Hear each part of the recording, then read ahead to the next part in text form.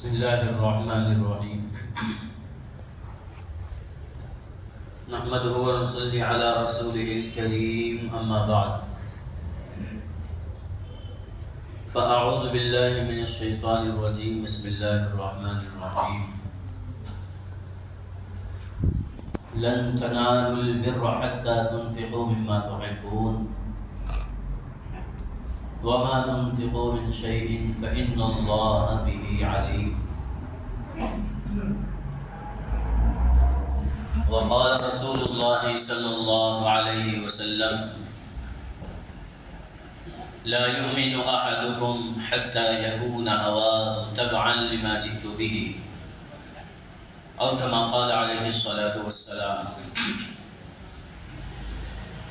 ما يفتح الله للناس من رحمة فلا ممسك لها وما يمسك فلا مرسل له من بعده وهو العزيز الحكيم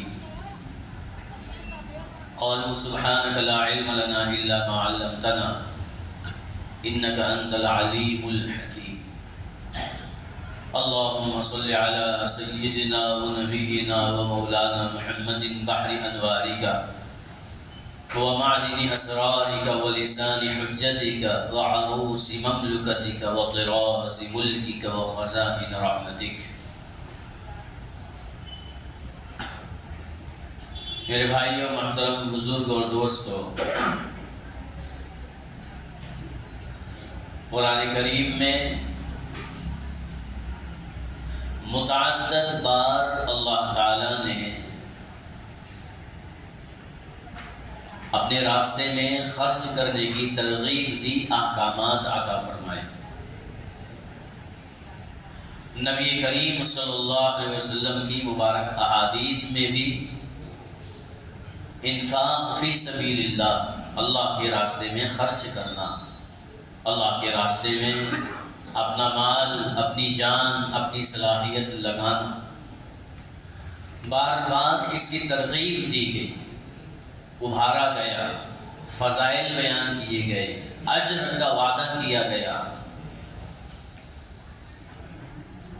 ایک بات ذہن میں بٹھا دی گئی اور صحابہ نے اسے بہت اچھی طرح نوٹ کر لیا، اور دراصل یہ درس قیامت تک آنے والے ہر ایمان والے کے واسطے ہے کہ وہ اس پر یقین رکھے اپنی زندگی کے ہر مرحلے پر کہ اس کے پاس جو مال ہے اور اس کی جان اور اس کی صلاحیتیں اس کی نہیں ہیں بلکہ اللہ کی عطا کی ہوئی ہیں. عاریت ہے، عاریت اور ادھار میں، قرض میں فرق ہوتا ہے. بندہ کسی سے کوئی چیز ادھار مانگتا ہے نا تو وہ چیز اس کی ہو جاتی ہے. مال ادھار مانگا ہے، قرض لیا ہے تو یہ رقم اس کی ہو گئی، اب اس کی مرضی چاہے جیسے خرچ کرے. عاریت استعمال کے لیے وقتی طور پر مانگی ہوئی چیز، کہ گھر میں اچانک ضرورت پڑ گئی ایک برتن کی جس میں عموماً سبزی بنائی جاتی ہے. گھر والوں نے کہا کہ پڑوس سے ذرا برتن مانگ دو تاکہ ہم سبزی بنا لیں. جب انہوں ان سے برتن مانگا ہے اور ان سے یہ کہہ کر مانگا ہے کہ وہ برتن دو جس میں ہم سبزی بنا سکیں، تو اب آپ اس میں سبزی ہی بنائیں گے، آپ اس کے اندر اپنے گھر کو پینٹ کرنے کے لیے لیکوڈ نہیں ڈال سکتے. اس برتن میں پانی بھی رکھا جا سکتا ہے، آپ اس برتن میں پانی ڈال کر اس کو بیت الخلا نہیں لے جا سکتے، اس لیے کہ وہ عاریت ہے، مانگی ہوئی چیز ہے. استعمال کے لیے جو چیز جس مصرف کی ہوتی ہے اسی مصرف میں استعمال کی جاتی ہے، اس کے علاوہ کی اجازت نہیں ہوتی. کوئی ایسا استعمال جو اس کے لیے مناسب نہ ہو. تو ہمارا یہ مال اور ہماری یہ جان اللہ سے ہم نے قرض نہیں لی ہے، عاریت ہے، مانگی ہوئی ہے. اللہ نے وقتی طور پر، عارضی طور پر عطا فرمائی ہے کہ لے لو اور استعمال کرو، اور اس استعمال کرو، اس اجازت کا مطلب یہ ہے کہ ہم جہاں چاہتے ہیں وہاں استعمال کرو، اپنی مرضی کے مطابق نہیں۔ یہ تو تمام انسانوں کے لیے ہے، لیکن ایمان والوں کو اسپیشلی خاص طور پر اللہ نے یاد دہانی کرائی تاکہ یہ بھول نہ جائیں۔ ان اللہ اشتری من المؤمنین انفسهم واموالهم بان لهم الجنہ، کہ یہ وقتی طور پر استعمال کے لیے دیا ہوا مال اور دی ہوئی جان اور صلاحیتیں اگر ایمان والے اسی مصرف میں استعمال کرتے ہیں جو اللہ چاہتے ہیں، تو پھر ایک سودا ہوگا کہ اس کے بدلے میں ہم تمہیں جنت عطا فرمائیں گے۔ کتنا بڑا فضل اللہ کا، کتنا بڑا کرم اللہ کا۔ مال ہمارا نہیں ہے، اور یہ جان بھی ہماری نہیں ہے، اور یہ صلاحیتیں بھی ہماری نہیں ہیں۔ اگر ہمارے اوپر تو فرض ہے، ذمہ ہے کہ لازم ہے کہ ہم اسی کی مرضی کے مطابق اسے خرچ کریں، اور جب ہم اس کو فالو کرتے ہیں تو ہم نے صرف حکم مانا ہے، اپنی ذمہ داری پوری کی ہے، اس پر انعام کا کوئی مطلب ہی نہیں آتا۔ ڈیوٹی پوری کی ہے، ذمہ داری پوری کی ہے، اب اس پر انعام کیا؟ اسی کا دیا ہوا مال، اسی کی دی ہوئی جان، اسی کی دی ہوئی صلاحیتیں، اسی کی مرضی کے مطابق جب خرچ کی ہے تو ذمہ داری پوری کی ہے، اور اس کے بدلے میں صرف اتنا ہے قانون کے اعتبار سے، عدل و انصاف کے اعتبار سے کہ سزا نہ دی جائے، تم نے کام پورا کیا۔ لیکن فضل فرماتے ہیں اس لیے کہ وہ رحیم ہے، کریم ہے، مہربان ہے، سخی ہے، عمدہ اخلاق والے ہیں، لٹاتے ہیں، خزانے بھرے پڑے ہیں، اور سب سے بڑھ کر کیا وہ شکور ہے، قدردان ہے، محنتوں کا صلہ دیتے ہیں، قربانیوں کو ضائع نہیں جانے دیتے، کسی کی کوشش اور کسی کی محنت اور کسی کی قربانی اور کسی کے اخلاص کو اگنور نہیں کرتے۔ کیا تو ٹھیک ہے، میرے لیے تھوڑی نہ کیا، نہیں، ان اللہ لا یضیع اجر المحسنین، ماننے والے، اچھی طریقے سے کام کرنے والوں کی محنتوں کو اللہ ضائع نہیں فرماتے۔ تو وعدہ کر لیا، تم صرف ایک کام کر کے آؤ، مال و جان کو صحیح جگہ لگاؤ، اس صلاحیتوں کو صحیح جگہ استعمال کرو، اس کے بدلے میں جنت ملے گی۔ ان اللہ اشتری من المؤمنین انفسهم واموالهم بان لهم الجنہ۔ صحابہ نے یہ سیکھا نبی کریم صلی اللہ علیہ وسلم سے، ہم قربان جائے، انہیں پتا تھا جنت کیا ہے، قیمت معلوم تھی کہ جنت اگر مل جائے ساری دنیا لٹا کر، اپنا سب کچھ دے کر، تو سودا سستا ہے۔ اس لیے نبی کریم صلی اللہ علیہ وسلم جب دوسری مرتبہ، بلکہ یہ کہہ لیں کہ تیسری مرتبہ ملاقات کر رہے ہیں رات کے اندھیرے میں پہاڑوں کی گھاٹی میں مدینہ والوں سے، 80 افراد ہیں، اس سے پہلے 2 سال آ چکے ہیں حج کے موسم میں، پہلی مرتبہ آئے تھے تو 6 لوگ تھے، اور نبی کریم صلی اللہ علیہ وسلم کے مبارک چہرے کو دیکھتے ہی فوراً کہا کہ یہ وہی نبی اور رسول ہیں کہ جن کی باتیں مدینہ میں یہودی کیا کرتے ہیں، چلو ان پر ایمان لائیں، اور کلمہ پڑھ لیا۔ دوسرے سال آئے تو 12 افراد تھے، ملاقات کی، نصیحتیں سنی، کلمہ پڑھا، واپس گئے، محنت کی۔ تیسرے سال آئے تو 80 افراد تھے، اور اب جب ملاقات ہو رہی ہے رات کے اندھیرے میں، دشمنوں کا ڈر ہے، خوف ہے، چھپ رہے ہیں، یہ مکہ کے سرداروں کو کہیں پتہ نہ چل جائے کہ مدینہ والوں سے چپ کے ملاقات ہو رہی ہے۔ مدینہ والوں نے آفر کیا کہ یا رسول اللہ، یہاں پر پریشانی زیادہ ہے، جان کا ڈر اور خوف ہے، دین پر عمل کرنا مشکل ہے، کھل کر تبلیغ نہیں کی جا سکتی، آپ ہمارے یہاں تشریف لائیں مدینہ۔ حضرت عباس رضی اللہ تعالی عنہ اس وقت میں نبی کریم صلی اللہ علیہ وسلم کے چچا ساتھ میں تھے، مدینہ والوں سے کہا کہ دیکھو محمد صلی اللہ علیہ وسلم ہمارے درمیان بڑی عزت والے ہیں، ہم بہت خیال رکھتے ہیں ان کا، ہر طرف سے ان کی حفاظت کی کوشش کرتے ہیں۔ ان کو مدینہ بلانے کا مطلب جانتے ہیں؟ یہ مدینہ آئیں گے سارا عرب تمہارا دشمن ہو جائے گا۔ ان کو اپنے یہاں قیام کرانا، ٹھہرانا، ان کی حفاظت کرنا، ان پر اپنا مال خرچ کرنا، تنگی ہو یا فراوانی ہو، آرام کے دن ہو یا پریشانی اور حالات ہوں، ہر حال میں ان کی بات ماننی ہوگی، بڑی قربانیاں دینی پڑے گی، بیوی بچوں پر بھی حالات آئیں گے، کاروبار پر بھی حالات آئیں گے، ذرا سوچ سمجھ کر فیصلہ کرو کہ ان کو لے جاؤ گے۔ مدینہ والوں نے کہا کہ ہم نے آپ کی تمام باتیں سن لی، ہم نبی صلی اللہ علیہ وسلم سے سننا چاہتے ہیں۔ اور پھر چند باتوں کے بعد مدینہ والوں نے پوچھا کہ یا رسول اللہ، ان ساری پریشانیوں کے بدلے میں ہمیں کیا ملے گا؟ یہ سوال نبی صلی اللہ علیہ وسلم سے اور دوسرے شہر والوں نے کئی مرتبہ کیے تھے۔ آپ مختلف قبیلوں کے پاس جاتے اور آپ ان کے سامنے یہ پیشکش رکھتے کہ مجھے اپنے ساتھ لے چلو، میں تمہارے یہاں چل کر دین کا کام کروں گا، تبلیغ کروں گا، دعوت دوں گا۔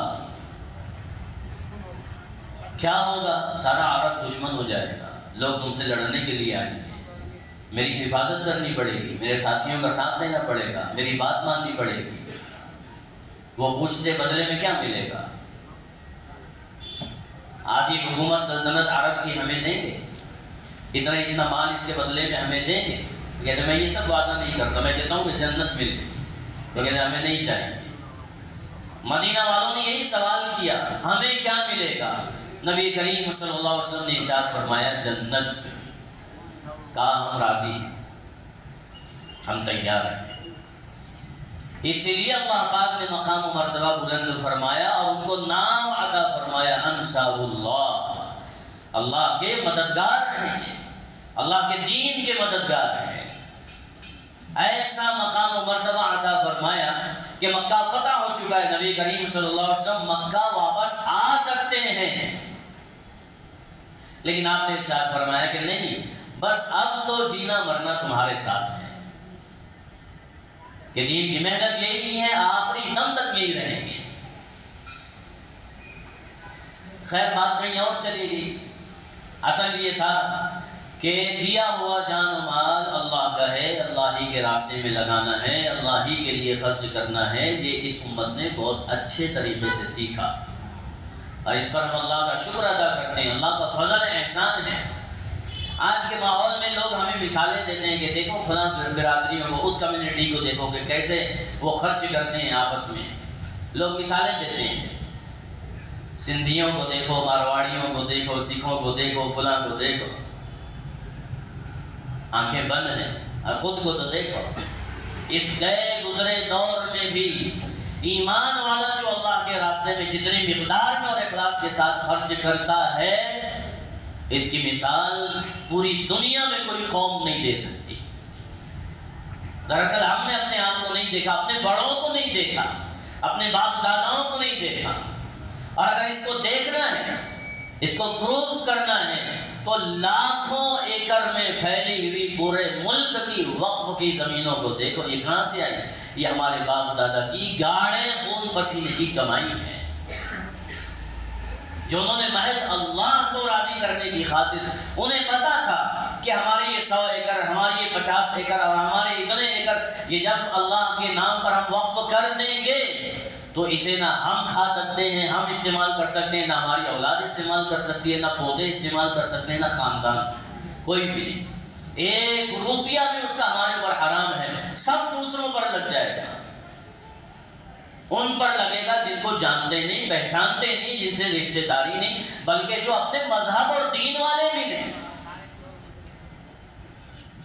ان پر خرچ ہوگا جن سے کوئی رشتہ اور تعلق نہیں ہے۔ انسانوں پر خرچ ہوگا، جانوروں پر خرچ ہوگا۔ لیکن ایک آیت پکڑ لی قرآن کریم کی، لن تنالوا البر حتى تنفقوا مما تحبون، کہ اللہ نے کہہ دیا ہے تم میرے قریب آنا چاہتے ہو، تم نیکی کا اعلیٰ درجہ پانا چاہتے ہو، تم میری دوستی مانگتے ہو، تو لگاؤ میرے نام پر، خرچ کرو، لٹاؤ۔ اور پھر یہ اٹل حقیقت ہے، اس کا انکار نہیں کیا جا سکتا کہ جتنا ایمان والوں نے اللہ کے راستے میں خرچ کیا ہے، لگایا ہے، اتنا کوئی کر نہیں سکتا۔ مالداروں ہی نے نہیں، وہ جن کے پاس کھانے کو نہیں ہوتا تھا، وہ اللہ کو راضی کرنے کے لیے دوسروں کو کھلاتے تھے۔ قرآن اس کا گواہ ہے، اس سے بڑی گواہی کیا چاہیے؟ قرآن گواہ ہے اس کا، اس سے بڑی گواہی ہو نہیں سکتی کائنات میں۔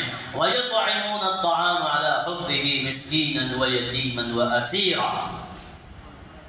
آیت نازل ہوئی حضرت علی رضی اللہ تعالیٰ عنہ کی شان میں کہ روزے سے ہیں، گھر میں بچے چھوٹے ہیں، کھانے کو کچھ نہیں ہے، دن بھر محنت مزدوری کرتے ہیں تاکہ 2 روٹی بن سکے، اور اتنا ہی اناج ملتا ہے، گھر لے جاتے ہیں، روٹی تیار کی جاتی ہے، افطار کے لیے بیٹھ جاتے ہیں، افطار کا وقت عین بالکل قریب ہے کہ دروازے پر آواز آتی ہے اللہ کے لیے کھلا دو۔ دن بھر کے بھوکے ہیں، بچے سامنے بھوکے بیٹھے ہوئے ہیں، چھوٹے چھوٹے بچے، اپنا سارا کھانا اٹھا کر اللہ کے نام پر دے دیا، کہا کل اور روزہ رکھ لیں، دوسرے دن بھی روزہ، اور اسی روزے کی حالت میں ایک دن گزر چکا ہے بھوک کی حالت میں، یہ دوسرا دن ہے، پھر محنت مزدوری کر رہے ہیں، باغ میں جا کر کام کرتے ہیں، اتنا اناج ملتا ہے کہ 2 روٹی بنا سکیں، گھر پر لاتے ہیں، روٹی تیار کی جاتی ہے، اب کھانے کے لیے بیٹھے ہیں، افطار کا وقت ہے کہ دروازے پر آواز آتی ہے ایک قیدی ہے اللہ کے نام پر کھلا دو۔ قیدی کون ہوتا ہے؟ مسلمان نہیں ہوا کرتا تھا، قیدی وہ ہوتا تھا جو جنگ میں پکڑا جاتا تھا، جو دشمن بن کر آیا تھا، اپنا اور اپنے بچوں کے منہ کا نوالا بھوک کی حالت میں اٹھا کر غیر کو دے دیا۔ تیسرے دن قیدی تیسرے دن آیا تھا، قرآن کریم کی جو ترتیب ہے وَيُطْعِمُونَ الطَّعَامَ عَلَىٰ حُبِّهِ مِسْكِينًا، پہلے دن ایک غریب آیا، وَيَتِيمًا دوسرے دن ایک یتیم آیا، تیسرے دن، اور 3 دن کے بھوکے ہیں، اور کوئی اپنا رشتہ دار نہیں ہے، اور کوئی یتیم نہیں ہے، کوئی مسلمان نہیں ہے، بلکہ وہ ایک دشمن ہے جو قید ہو کر آیا ہے، اور تیسرے دن کی روٹی بھی اپنی اور اپنے بچوں کی بھی اٹھا کر دے دینا، یہ معمولی بات نہیں ہے۔ دنیا اسی مثال پیش نہیں کر سکتی، اس لیے اللہ پاک نے قرآن کریم میں گواہی دی، یہ وہ لوگ ہیں جو محض اللہ کی خاطر اپنا سب کچھ لگاتے ہیں، کچھ نہیں چاہتے یہ دنیا، ان کو بدلنا نہیں چاہیے، بلکہ ان کو کوئی کہتا ہے شکریہ، تو کہتے ہیں شکریہ ادا کرنے کی ضرورت نہیں ہے، ہمارا بدلہ اللہ دیں گے، اجر اللہ عطا فرمائیں گے۔ یہ آج لاکھوں ایکڑ میں پھیلی ہوئی وقف کی زمین ہمارے ایسے ہی اخلاص والے بزرگوں کی چھوڑی ہوئی امانت ہے ہمارے پاس، سارے ملک میں وہ کہ جسے 2 نمبری کر کے لوگ ہڑپ کر گئے اور کھا گئے اور بیچ دیا، ان زمینوں کو چھوڑ کر جو زمینیں ابھی محفوظ ہیں وقف کی، وہ 9 لاکھ ایکڑ زمینیں۔ ذرا اندازہ تو لگائیں کہ کتنا خرچ کیا ہے اس امت نے اللہ کے نام پر، معمولی ہوتا ہے 9 لاکھ ایکڑ، 1 ایکڑ ہو تو چھاتی چوڑی ہو جاتی ہے، لینڈ لارڈ ہیں، 9 لاکھ ایکڑ ہمارے بزرگوں نے، ہمارے بڑوں نے، آباء و اجداد نے، امیروں نے بھی، غریبوں نے بھی، یہ سب بادشاہوں کی دی ہوئی نہیں ہے، غریبوں نے بھی اس میں اپنا حصہ ڈالا ہوا ہے، جس کی جتنی حیثیت اور طاقت تھی انہوں نے اللہ کے نام پر لٹایا، لگایا۔ ایک شخص تھا بڑا غریب، کھانے کو نہیں ہوتا تھا، محنت مزدوری کرتا تھا، نوجوانی کا عالم، دل میں ایک بات سما گئی، کہیں سنا تھا کہ جو اللہ کے لیے مسجد بناتا ہے اللہ اس کے لیے جنت میں محل بناتے ہیں، من بنا للہ مسجدا بنا اللہ لہ بیتا فی الجنہ. بس ایک ارمان جاگا، خواہش اور تمنا، مرنے سے پہلے میں ایک مسجد ضرور بناؤں گا. محنت مزدوری کرتا اور اپنی ذات پر کم سے کم خرچ کرنے کی کوشش کرتا. جب بھی کوئی چیز کھانے کو طبیعت چاہتی، وہ چیز جتنے مال میں، جتنے روپیے میں خریدی جا سکتی تھی، اتنے روپیے وہ ایک جگہ رکھ دیتا تھا، جمع کر دیتا تھا، اور اپنے آپ سے کہتا تھا ایسا سمجھ لے کہ تو نے وہ چیز کھا لی ہے. ایسا سمجھ لے کہ تو نے وہ چیز کھا لی ہے. یہ اس جملے کو ترکی میں کہا جاتا ہے سانکی یلدیمی. بوڑھا ہو گیا، بار بار اپنے آپ سے کہتا تھا، روپیے رکھ دیتا تھا، کہتا تھا سانکی یلدیمی. ایسا سمجھ لے کہ تو نے یہ چیز کھا لی. بڑھاپے میں اس کے اتنا مال اس کے پاس جمع ہو گیا کہ وہ مسجد بنا سکے، اور اس نے مسجد تعمیر کی. اور جب لوگوں کو پتہ چلا اس کی ایثار اور اس کی قربانی اور اس کی محنتوں کا، کہ کیسے اس نے اپنے ارمانوں کو مار مار کر روزانہ قربانی دے دے کر یہ مسجد تعمیر کی ہے، اس مسجد کا نام ہی یہی رکھ دیا سانکی یلدیمی. آپ گوگل کر لو، اس کے نیچے اس کی سٹوری آتی ہے، اس کی پوری کہانی آتی ہے کہ اس شخص نے کیسے یہ مسجد ایک ایک پائی جوڑ جوڑ کر تعمیر کی ہے. کس لیے کیا تھا؟ اس نے دنیا میں اپنا نام بنانے کے لیے، مشہور ہونے کے لیے نہیں، محض اللہ کی خاطر. یہ اس امت کی تاریخ ہے، اس امت کا چھوٹا بڑا، اس امت کا امیر و غریب جب اللہ کو راضی کرنے پر آ جاتا ہے تو پھر دنیا کی کوئی طاقت اسے روک نہیں پاتی. آج بھی امت کے سامنے چیلنج ہے، حالات ہیں، پریشانیاں ہیں، اور یہ کوئی نئی بات نہیں ہے. ہر زمانے میں امت پر حالات آتے رہے ہیں. باطل ہمیشہ حق کے ساتھ ٹکراتا ہی رہا ہے، اس ارمان کو لے کر کے اب ختم کر دوں گا، اب ختم کر دوں گا. لیکن حق ختم ہونے کے لیے نہیں آیا. باطل کی قسمت میں اور تقدیر میں ختم ہونا اللہ نے لکھا ہوا ہے. وَقُلْ اعلان کر دو، کہہ دو لوگوں سے، جاء الحق، حق آ گیا، زہق الباطل، باطل چلا گیا، ان الباطل کان زہوقا، اور باطل ہے ہی جانے کے لیے. حالات جتنے خراب کیوں نہ ہو جائے، اللہ نے وعدہ کیا ہے وَجَعَلَ كَلِمَةَ الَّذِينَ كَفَرُوا السُّفْلَىٰ وَكَلِمَةُ اللَّهِ هِيَ الْعُلْيَا وَاللَّهُ عَزِيزٌ حَكِيمٌ. اللہ کی بات ہی اونچی ہو کر رہے گی، اللہ کی بات ہی اوپر ہو کر رہے گی، اللہ ہی کا فیصلہ چلے گا.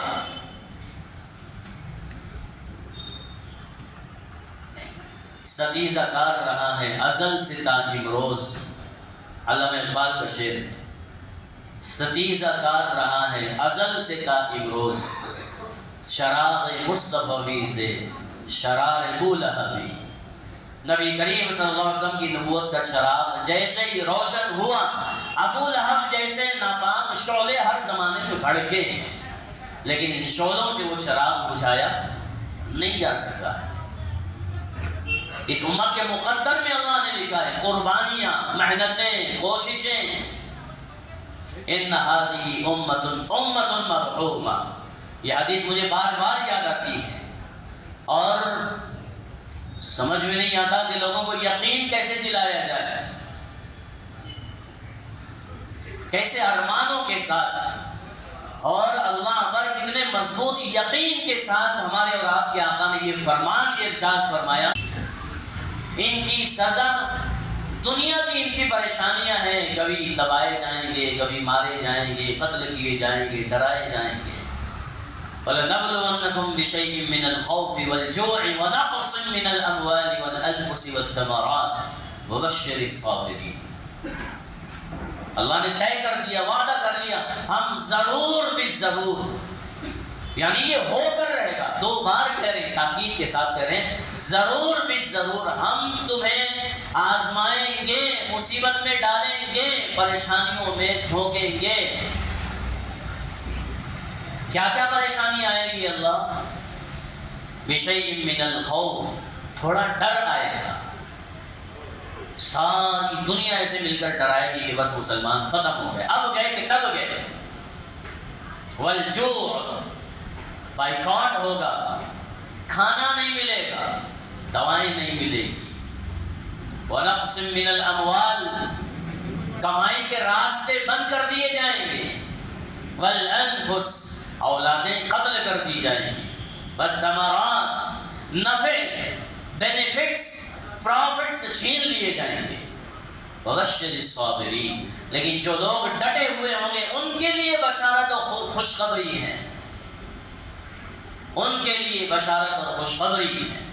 الَّذِينَ إِذَا أَصَابَتْهُمْ مُصِيبَةٌ قَالُوا، جب بھی ان پر پریشانی آئے، جب بھی ان پر مصیبت آئے، جب بھی ان کے اوپر حالات آئے، وہ کہتے ہیں اِنَّا لِلَّهِ، ہمارا کیا ہے، ہمارا کیا ہے، نہ مال ہمارا، نہ جان ہماری، نہ خوشیاں ہماری، نہ دنیا ہماری، ہمارا کیا ہے، اِنَّا لِلَّهِ، سب اللہ کا ہے، وَإِنَّا إِلَيْهِ رَاجِعُونَ، اور ہم جانے والے ہیں اللہ کے پاس جہاں ہمارا سب کچھ ہے۔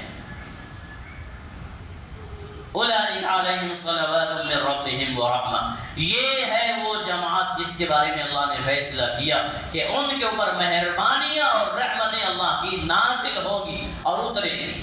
واولئک هم المہتدون، یہی ہیں راستہ پانے والے، منزل پر پہنچ جانے والے، یعنی کامیاب ہونے والے۔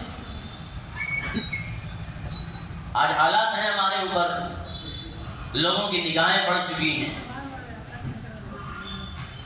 لیکن نگاہیں پڑی، نظریں پڑی کس پر؟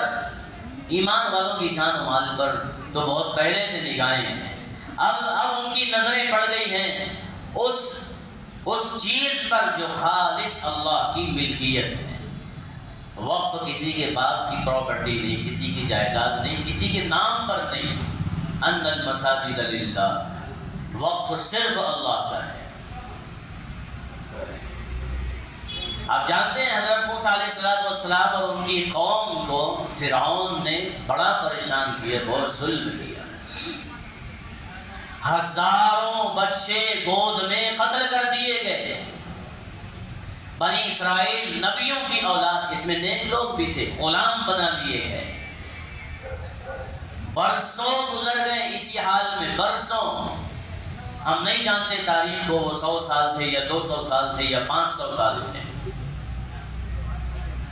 کسی نجات دہندہ کے انتظار میں کوئی آئے، اللہ کسی کو بھیجے اور اس کے ظلم سے ہمیں نجات ملے۔ اللہ نے حضرت موسیٰ علیہ السلام کو بھیجا۔ حالات کو دیکھ کر حضرت موسیٰ علیہ السلام نے، حضرت ہارون علیہ السلام نے محنت کرتے کرتے، کوشش کرتے کرتے، زمانہ گزر چکا ہے، بڑھاپے کی عمر آ گئی، اور دعا کر رہے ہیں ربنا انک آتیت فرعون وملأه زینة واموالا فی الحیاۃ الدنیا ربنا لیضلوا عن سبیلک، کہ اللہ آپ نے فرعون کو اتنی ڈھیل دے دی، اتنی چھوٹ دی ہے، دنیا کی حکومت دے دی، مال و دولت دے دیا، غلبہ دے دیا، طاقت دے دی، آپ نے اس لیے دیے تاکہ یہ ایمان والوں کو ذبح کرتا رہے، گمراہ کرتا رہے۔ ربنا طمس علی اموالہم، اللہ اس کا مال چھین لے، واشدد علی قلوبہم، ان کے دل مار دے، فلا یؤمنوا حتی یروا العذاب العلیم، دردناک عذاب میں ان کو مبتلا کر دے۔ حضرت موسیٰ و ہارون دونوں دعا کر رہے ہیں لیکن پکڑ نہیں ہوئی، ڈھیل دیتے گئے، چھوٹ دیتے گئے، یہاں تک کہ جب فرعون اور اس کی فوج نے اس وقت کی بنی اسرائیل کی عبادت گاہوں پر، ہم مسجد کہتے ہیں، ہاتھ ڈالا اور بند کروا دی عبادت کی جگہیں، تم سجدے نہیں کر سکتے۔ حضرت موسیٰ علیہ السلام کو اعلان کرنا پڑا، اجعلوا بیوتکم قبلۃ واقیموا الصلاۃ، اپنے گھر ایسے بنایا کرو کہ قبلہ رخ ہو کر تم گھر کے اندر نماز پڑھ سکو۔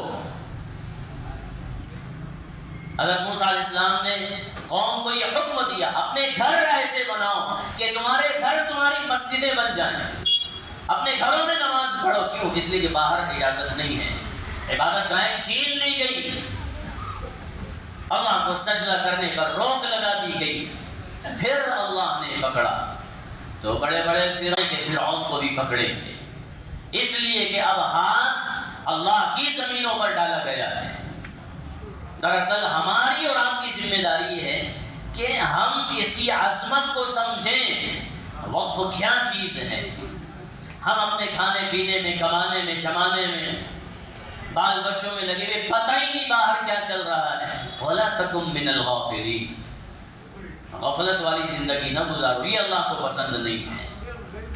پھر ذمہ داری ان غافلین پر آ جائے گی، سب کچھ جاننے بوجھنے نہ محنت کرنے والوں پر آ جائے گی.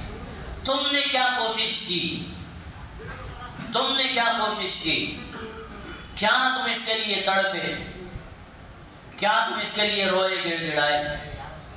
کیا تم نے اس کے لیے چل پھر کر آپس میں بات کی، افسوس کا اظہار کیا کہ ہائے اگر یہ قانون پاس ہو جاتا ہے تو ہزاروں مسجدیں، مدرسے، خانقاہیں، مراکز، درگاہ، عیدگاہ، قبرستان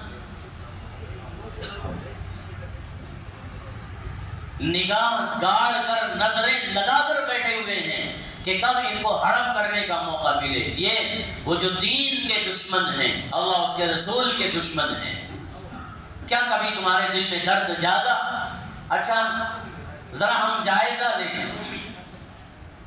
دراصل حوصلہ افزائی بھی ضروری ہے، اپنے آپ کو پہچاننا بھی ضروری ہے. دنیا کہتی ہے امت مر گئی ہے، مر نہیں، یہ سو رہی ہے، غافل ہے، کوئی فکر نہیں ہے. تو اگر اسے دیکھنا ہے، یہ پروپیگنڈا ہے لوگوں کا کہ مسلمان اب کچھ نہیں کر سکتے. مسلمانوں کو اپنے دین سے لگاؤ نہیں ہے، اللہ اس کے رسول سے پیار نہیں ہے. میں کہتا ہوں یہ بہتان ہے ایمان والوں پر.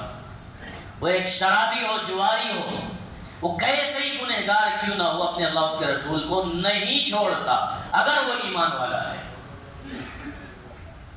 یہ جو مسجد میں مجمع نظر آ رہا ہے صرف یہی ایمان والے نہیں ہیں.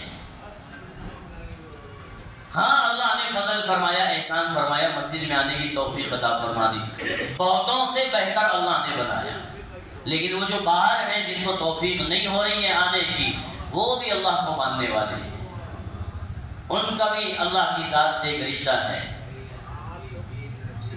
صرف 15 دن کی نوٹس، بہت شارٹ پیریڈ، صرف اتنا کہا تھا کہ اپنا ایک آبجیکشن بھیجو جے پی سی کو. 15 دن میں، صرف 15 دن کی مختصر سی مدت میں 5 کروڑ ایمان والوں نے احتجاج درج کروایا. کیا ان کو کہا جا سکتا ہے کہ یہ مر گئے ہیں؟ نہیں، یہ سو رہے تھے، یہ سو رہے تھے، ذرا غفلت میں تھے. ان کو ہلانے کی ضرورت تھی، ان کو جگانے کی ضرورت تھی. ذرا ہلایا گیا، ذرا جگایا گیا، 5 کروڑ افراد جاگ گئے. ہمیں اس سے امید ملتی ہے، ایک ہمت آتی ہے، حوصلہ بنتا ہے، تسلی ملتی ہے کہ آج بھی ایمان والے، آج بھی اس ملک میں مسلمان اپنے اکابر علماء اور اللہ والوں کی بات سن کر اس پر عمل کرنے کے لیے تیار ہیں. کہ بڑے جو کہتے ہیں ہم وہ کریں گے، بڑے جو کہتے ہیں ہم وہ کریں گے، علماء جو کہتے ہیں وہ ہم کریں گے. مراکز سے بات چلی، گھر گھر جا کر جیسے دعوت و تبلیغ کی محنت کی جاتی ہے، ایسے اپنا ریجیکشن اور آبجیکشن درج کرانے کے لیے ایک ایک فرد سے ملاقات کی گئی اور 5 کروڑ افراد نے اپنا احتجاج درج کرایا. پھر لوگ حوصلہ توڑتے ہیں، کہتے ہیں یہ سب سے کچھ ہونے والا نہیں ہے. 5 کروڑ ای میل گئے تو کیا ہوا؟ فیصلے تو ان کے اختیار میں ہیں، وہ جو چاہیں گے کریں گے. نہیں، ان الحکم الا للہ، فیصلے صرف اللہ کے. اللہ چھوٹ دیتے ہیں، ڈھیل دیتے ہیں. ہو سکتا ہے اس مرتبہ کہیں گے کرو تمہیں جو کرنا ہے، کرو تمہیں جو کرنا ہے. اب وقت نہیں ہے، نہیں تو میں بہت سارے واقعات سناؤں آپ کو کہ اللہ پاک نے کیسے ڈھیل دی اور لوگوں نے یہ سمجھ لیا کہ سب کچھ ہماری مرضی کے مطابق ہو رہا ہے. وَأَتَاهُمُ الْعَذَابُ مِنْ حَيْثُ لَا يَشْعُرُونَ. اور ایسی ایسی جگہ سے پکڑ آئی کہ وہ سوچ بھی نہیں سکتے تھے، ایسے عذاب آیا۔ وَأُمْلِي لَهُمْ، میں ڈھیل دیتا ہوں، رسی دراز کرتا ہوں، ان کیدی متین، لیکن میری پکڑ بڑی سخت ہے۔ ان بطش ربک لشدید، جب وہ پکڑنے پر آتا ہے ولا یوثق وثاقہ احد، ایسے پکڑتا ہے کہ پھر کوئی چھڑا نہیں سکتا، کوئی بچا نہیں سکتا، اس کی جیسی مضبوط پکڑ کائنات میں کسی کی نہیں۔ اس لیے پہلا یقین تو یہ، اگر ہم اللہ کی ذات سے جڑے ہوئے، اللہ کی ذات پر ایمان و یقین ہے کہ بالآخر اللہ ہی کی بات بلند ہو کر رہے گی۔ اِنَّا لَنَنْصُرُ رُسُولَنَا وَالَّذِينَ آمَنُوا فِي الْحَيَاةِ الدُّنْيَا، یہ اللہ کا وعدہ ہے، ہم ضرور بس ضرور کامیاب کر کے رہیں گے اپنے رسولوں کو اور ایمان والوں کو۔ اللہ اور اللہ کے ماننے والے، اللہ کی دعوت دینے والے، اللہ کی محنت کرنے والے ناکام ہو جائیں، یہ ناممکن ہے، یہ ناممکن ہے۔ لوگ حوصلہ توڑ دیں کہ اس سے کچھ نہیں ہوتا، دراصل ان کے حوصلے ٹوٹے ہوئے ہیں، آپ غور نہیں کرتے ہیں۔ اس ملک کی نامور شخصیتوں کی زبان سے علل اعلان لوگوں کے سامنے یہ بیان دیا گیا کہ مسلمان 73 فرقوں میں بٹے ہوئے ہیں، ہم جانتے ہیں کہ ان سب کو الگ الگ کیسے ٹریٹ کرنا ہے۔ وہ خوش ہیں کہ یہ ان کے آپس میں جوڑ نہیں، اتحاد نہیں، اتفاق نہیں، ہم ان کو جب چاہیں ایک دوسرے سے الگ کر سکتے ہیں، لیکن نیند اڑی ہوئی ہے جب ایک آواز لگائی گئی مسلم پرسنل لاء بورڈ کے پلیٹ فارم سے کہ سارے مسلک، ہر فرقے کے علماء اور افراد جمع، ایک اعلان کیا گیا، لاکھوں کا مجمع جڑا اور جمع ہوا، اور stage per on the record مختلف فرقوں کے، شیعہ بھی ہیں، اہل حدیث بھی ہیں، بریلوی بھی ہیں، اور جتنے فرقے ان میں سے جو بڑے بڑے نامور افراد ہیں، انہوں نے آ کر اسٹیج پر یہ کہا کہ یہ ملک کا، ملت کا، قوم کا اجتماعی مسئلہ ہے، ہمارے عقائد الگ ہیں لیکن ہم آپ کے ساتھ ہیں۔ مسلمانوں کے مورال کو ڈاؤن کرنے کے لیے، ان کے حوصلے توڑنے کے لیے غلط خبریں پھیلائی جاتی ہیں کہ ان ای میلز سے کچھ نہیں ہوتا اور مسلمان آپس میں بٹے ہوئے ہیں یا آپس میں متحد نہیں ہو سکتے۔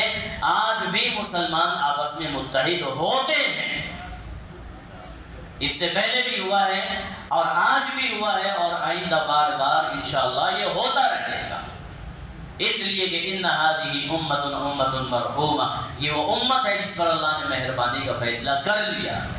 تھوڑے حالات آئیں گے، پریشانیاں آئیں گی، اس میں ہماری اور آپ کی ذمہ داری بنتی ہے آپس کے اختلافات کو بھلا کر، آپس کے دنیاوی اغراض و مقاصد کو ایک طرف رکھ کر محض اللہ کی خاطر اپنے دین کے لیے، اپنے دینی شعائر کے لیے، اپنی دینی نشانیوں کے لیے، مساجد کے لیے، مقابر کے لیے، خانقاہوں کے لیے، لاکھوں ایکڑ پر پھیلی ہوئی مسلمانوں کی وقف کی جائیداد کے لیے، جو ہمارے پرکھوں کی، ہمارے آباء و اجداد کی، باپ داداؤں کی چھوڑی ہوئی امانت ہے جو ہمارے ذمے چھوڑ کر چلے گئے تھے، اس کے لیے ہمیں آواز بلند کرنی۔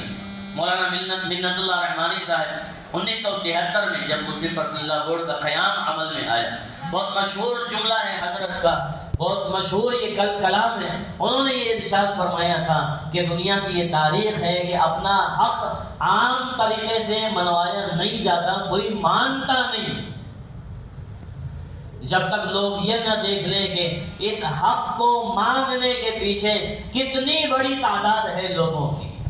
جب تعداد دکھائی جاتی ہے تو لوگ حق دیتے ہیں، اگر خوف و ہراس میں، ڈر میں، احساس کمتری میں ہمارے سے کچھ نہیں ہو سکتا، اب تو ہم کچھ نہیں کر سکتے، اگر امت ایسے جیے گی تو دنیا کی کوئی طاقت نہیں ہے جو بغیر مانگے، بغیر محنت کیے ہوئے ہم کو ہمارا حق لا کر دے دے۔ گھر بیٹھے کوئی چیز نہیں ملا کرتی، جیسے اب تک دکھایا ہے امت نے اپنے زمانے میں، اپنے وقت کے بڑے بڑے علماء اور مشائخ اور اللہ کے نیک بندوں کی بات پر بھروسہ کیا، انہوں نے جو لائن بتا دی اسی لائن پر پیچھے چلتے رہے، اور اللہ پاک نے وقتی طور پر ان کے مسائل حل کیے، آئندہ بھی اللہ مسائل کو حل فرمائیں گے۔ ضرورت یہ ہے کہ ہم اپنے بڑوں کی اطاعت کریں۔ اللہ تعالیٰ نے قرآن کریم میں صاف طور پر ارشاد فرمایا، یا ایھا الذین آمنوا اطیعوا اللہ واطیعوا الرسول واولی الامر منکم، اے ایمان والو اللہ کی مان کر چلو، اللہ کے رسول کی مان کر چلو، اور اپنے بڑوں کی مان کر چلو، اپنے ذمہ داروں کی مان کر چلو، جن کے ہاتھ میں معاملات ہیں، جو مینیج کرتے ہیں، جو فیصلے لیتے ہیں، ان کی مان کر چلو۔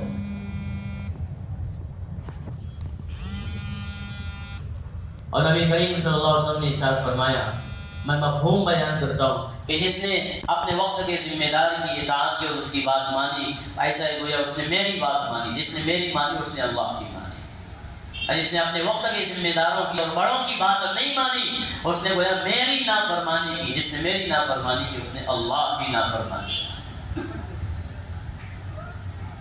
اللہ کا فضل ہے، کرم ہے، احسان ہے کہ اللہ پاک نے اس امت کی رہبری اور رہنمائی کرنے کے لیے بڑے بڑے علماء اور اکابر اور مشائخ اور اللہ والے اللہ نے عطا فرمائے، جو ہر زمانے میں اس امت کی رہبری کرتے آئے ہیں، ہاتھ پکڑتے آئے ہیں، راستہ دکھاتے آئے ہیں، منزل تک پہنچاتے آئے ہیں۔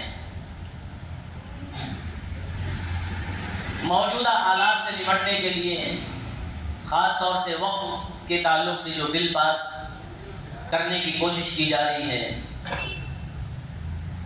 اس کا مقابلہ کرنے کے لیے، اس کو روکنے کے لیے جو کوششیں ہیں، ان میں سے ایک کوشش کہ جگہ جگہ لوگوں میں بیداری کے لیے پروگرام کیا جا رہا ہے، جلسے کیے جا رہے ہیں، ان کو بتایا جا رہا ہے۔ اکثر لوگوں کو معلوم نہیں ہوتا، اپنی مصروفیتوں میں ہوتے ہیں، پتہ نہیں چلتا کہ ملک میں حالات کیا چل رہے ہیں، سازشیں کیسے کی جا رہی ہیں۔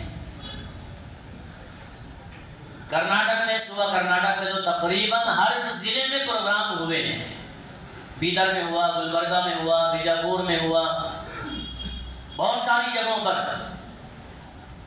یوں سمجھے کہ تقریباً ایک مہینے سے روزانہ کہیں نہ کہیں پروگرام ہو رہا ہے، لوگوں کو بتایا جا رہا ہے، ہزاروں کی تعداد میں لوگ جڑ رہے ہیں، حتیٰ کہ عورتوں کے مخصوص الگ سے پروگرام کیے جا رہے ہیں۔ پرسوں نیلسندرا میں پروگرام ہوا، 3000 عورتیں جمع ہوئی تھی۔ یہ سب اپنی شریعت سے لگاؤ کی وجہ سے، مسجدوں سے محبت کی وجہ سے، اللہ اس کے رسول سے رشتے اور تعلق کی وجہ سے کیوں جڑ گئے؟ ایک ہی مرتبہ بلانے، ایک ہی آواز دینے پر بھاگے بھاگے دوڑے دوڑے چلے آئے۔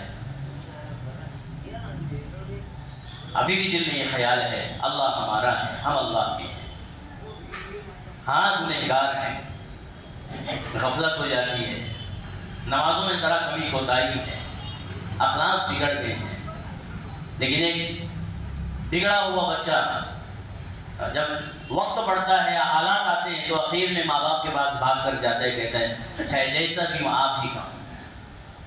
یہ امت چاہے جیسی بھی ہے، اپنے نبی کی امت ہے، اللہ کے بندے ہیں، اللہ اس کے رسول سے تعلق ہے، اسی لیے بھاگے بھاگے چلے جاتے ہیں۔ سارے صوبے میں پروگرام ہوئے، ہزاروں کی تعداد میں لوگوں نے شرکت کی اور بات کو سمجھا، عزائم کیے، ارادے کیے کہ ہم اپنے بڑوں کی اطاعت اور اتباع کر کے جو کہا جاتا ہے ہم وہ کریں گے، انتشار کے بغیر، کسی فساد کے بغیر، کسی بگاڑ کے بغیر، کسی کو نقصان پہنچائے بغیر، جیسے کہا جا رہا ہے ویسے ہم شریعت کے مطابق اس کا مقابلہ کرنے کی کوشش کریں گے۔ ان تمام مقاصد کے پیش نظر ہماری مسجد میں بھی کل شام میں 16 تاریخ ہفتے کا دن عصر سے عشاء ہمارے یہاں بھی ایک پروگرام ہے وقف ہی کے تعلق سے، تحفظ اوقاف اور تحفظ شریعت کے عنوان سے، جس میں مفتی شعیب اللہ خان صاحب، مولانا شاکر اللہ صاحب رشادی اور بھی دوسرے علماء کرام تشریف لائیں۔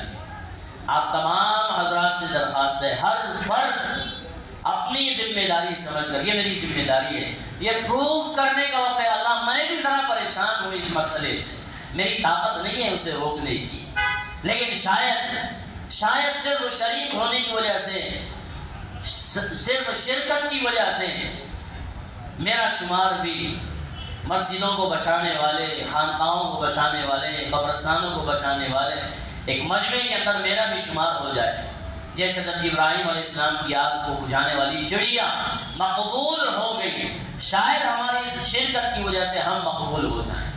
اللہ ہم سے پیار کر لے اور قریب کر لے، دنیا و آخرت اللہ ہماری سوار دے۔ تو کل کے پروگرام میں بالخصوص تمام احباب شرکت کریں۔ منگل کے دن 19 تاریخ کو 11 بجے سے لے کر 1 بجے تک ہماری اس مسجد میں عورتوں کے لیے اسی ٹاپک پر ایک پروگرام رکھا ہوا ہے۔ اپنی ماؤں بہنوں کو، ہر ایک کو پوری کوشش کے ساتھ مسجد میں لانے کی کوشش کریں۔ ہم دین اور دین کے معاملات سے جڑے ہوئے ہوتے ہیں، عورتیں گھر میں ہوتی ہوئی اور ان کو ان تمام معاملات کے بارے میں اطلاع نہیں ہوتی، تو اگر ہم نے ان تک بات نہیں پہنچائی اور وہ اس سے لا علم اور بے خبر رہ گئی، اور کل قیامت کے دن اللہ نے ان سے پوچھا کہ اتنا بڑا معاملہ ہو رہا تھا، صرف تم نے شرکت بھی نہیں کی، کہ اللہ ہمارے گھر والوں نے ہمیں بتایا، کہیں ہماری شکایت نہ ہو جائے، کہیں اس پر ہماری پکڑ نہ ہو جائے کہ تم جنت میں جانا چاہتے تھے اور اپنے گھر والوں کو نہیں لے جانا چاہتے تھے، اسباب تم نے نہیں بنائے، نہیں پیدا کیے۔